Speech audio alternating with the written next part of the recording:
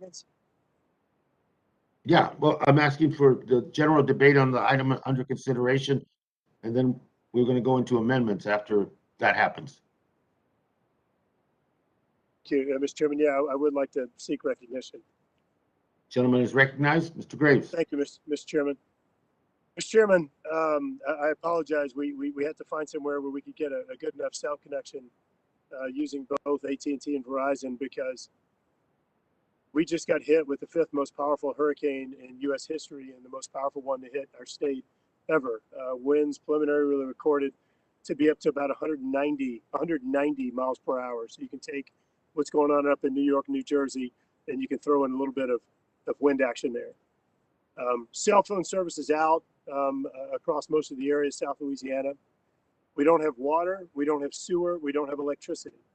And this legislation will effectively, and in fact, we have active search and rescue operations going on as we speak, because cell phone service is down, so we don't even know where the hell people are right now because we can't get in touch with them.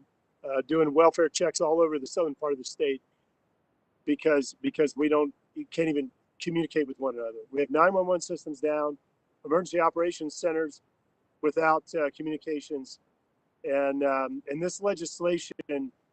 Oh, and we have gas stations. I believe last I saw 60% of our gas stations without fuel, with people sleeping in their cars outside of gas stations overnight in order to refuel their vehicles and their generators, because it's the only way that some people can live that are on oxygen, that have to have their insulin refrigerated and things like that. And quite frankly, the fact that I'm freaking sitting here right now, even spending time with y'all, is ridiculous.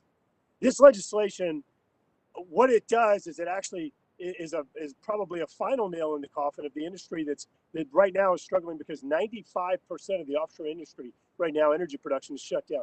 95%. We have somewhere like 20% of the nation's refining capacity. It's shut down right now.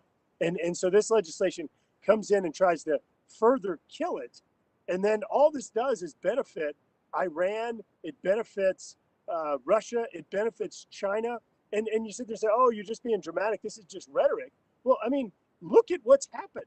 We talked about this. The exact things that we said about increasing global emissions, increasing energy prices, becoming more dependent upon other countries. That's exactly what's happening. You called it rhetoric, and it's exactly what's happening right now. It's dumbfounding to me that people can think these things are good ideas. Like, where does this come from? You know, people say, "Oh, what happened in Afghanistan was just a one-time thing. It was bad." It says, no, this is applying the stupidity and the afterthoughts of Afghanistan policy across every other area of government.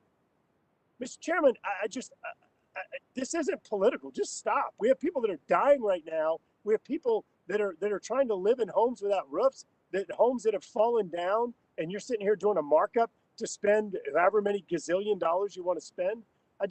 This is just really ill-timed. It's insensitive. It's not paying attention to the realities on the ground.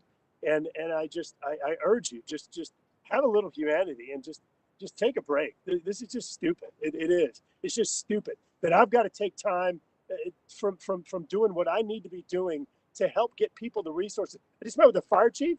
He's sitting there going through, like, they don't even have water. He just got a fuel tank.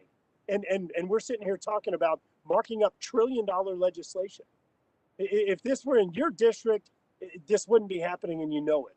And I just urge y'all, just take a step back right now and just be a little sensitive to what in the world's going on, please.